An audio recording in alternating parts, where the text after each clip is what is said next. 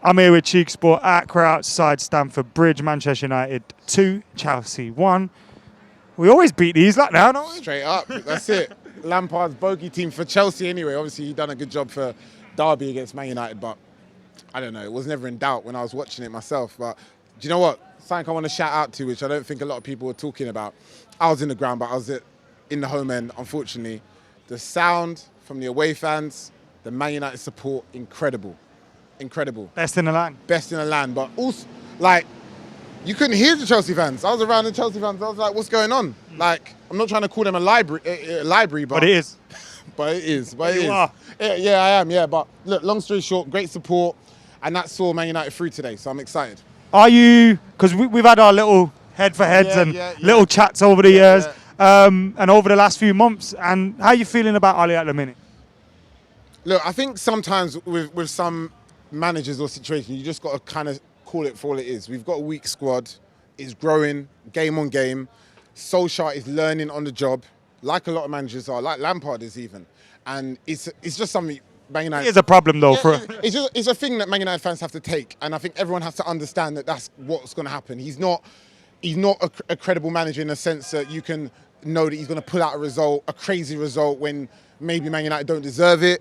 I don't expect too much from a Solskjaer, but I understand that he's building something and he's learning. Has there been signs of improvement, like in terms of the last week, though? Because we're seeing a team that, particularly in the big games, is handling themselves tactically quite well. 100%. And the resilience and the shape that Man United...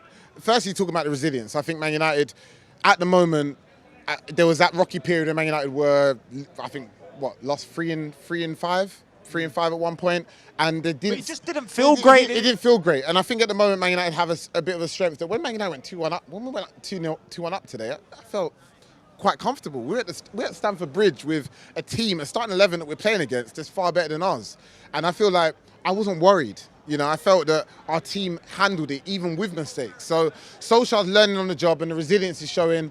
Do I think he's going to be a long-lasting manager that's going to win us trophies? I don't know. Hopefully one this year. How important is the Cups this year?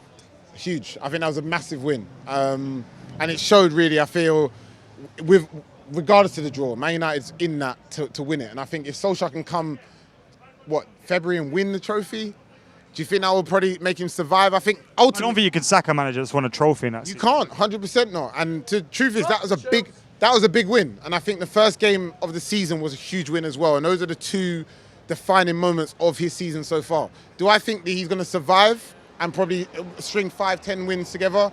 I'm not sure. But one thing I would say, Rashford, a lot of people, when we were at that, when England played Bulgaria a couple of weeks ago and he scored that goal, first thing I said is that was a critical goal for Rashford. Critical, because that was a confidence build. And to be honest with you, a few people said it's only England, it's only Bulgaria, it's not going to make any difference. Look at the difference he's made. Look at the guys after that Bulgaria game.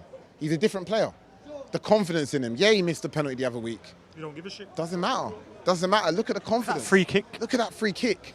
But look at the confidence in him now. That's the important part. Because he didn't snatch at that. There's been a few free kicks. He's snatched that and like hit them towards the corner flag, and you could tell he was trying to hit that.